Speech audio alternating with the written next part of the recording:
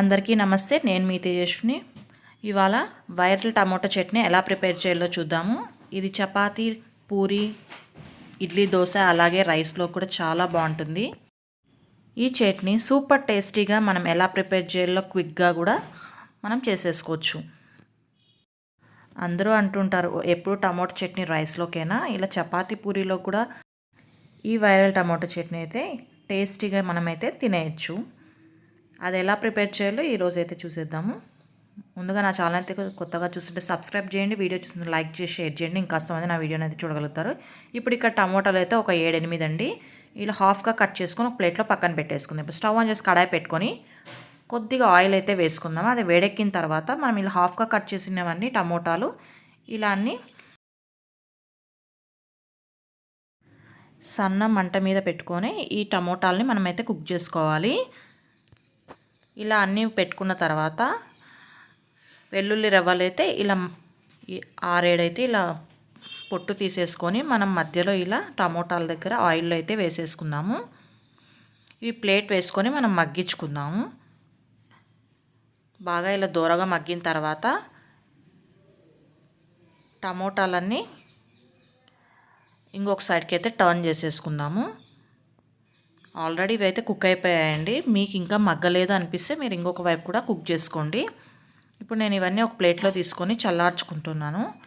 చల్లారిన తర్వాత ఈ పైన ఉన్న టమోటా పొట్టు అంతా తీసేసుకోవాలి.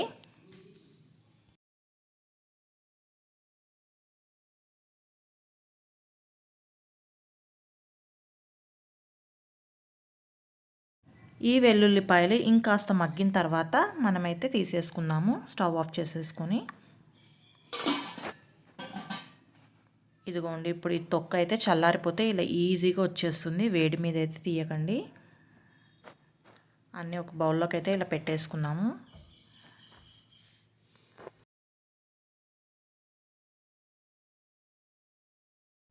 మీరు ఏదైనా గిన్నెలో కానీ ఇందాక మనం ఫ్రై చేసుకున్న బాండీలోకే వేసుకొని ఇలా గెంటతో కానీ లేకుంటే ఏదన్నా స్మాష్ చేసుకునే దాంతో కానీ పప్పు గిత్తెతో కానీ ఇలా మెత్తగా మనం స్మాష్ చేసుకున్నాము.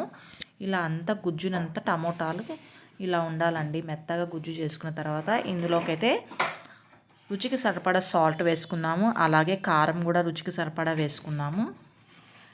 కొద్దిగా ధనియాల పొడి, మీరు ఈ ధనియాల పొడి ప్లేస్లో చాట్ మసాలా అయినా యూస్ చేయొచ్చు. ఒక 1/2 టేబుల్ స్పూన్ దాకా షుగర్ అండి, చట్పటాగా ఉంటుంది తినేటప్పుడు మనకి. అంతా ఒకసారి బాగా మిక్స్ చేసుకున్న తర్వాత ఇదంతా ఒక బౌల్లోకి అయితే తీసేసుకొని ఇందులోకి ఒక చిన్నగా తరుక్కున్న ఉల్లిపాయ ఒకటైతే వేసేసుకుందాము. అలాగే సన్నగా తరుక్కున్న పచ్చిమిర్చి కూడా వేసుకుందాము.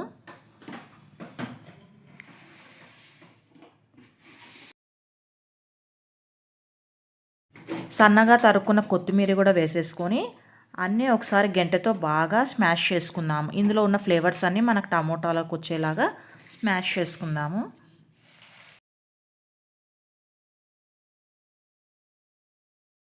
అంతే అండి, క్విక్ అండ్ టేస్టీ అయిన టమోటా వైరల్ చట్నీ అయితే ప్రిపేర్ అయిపోయింది.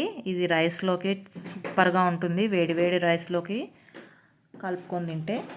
మీకు ఈ చట్నీ రెసిపీ నచ్చినట్టయితే వీడియో చూసిన తర్వాత మర్చిపోకుండా లైక్ చేయండి, షేర్ చేయండి, ఛానల్ని అయితే సబ్స్క్రైబ్ చేసుకొని. Thank you so much. మీరు కూడా ట్రై చేసి ఎలా కుదిరిందో కామెంట్ సెక్షన్లో అయితే తెలియజేయండి.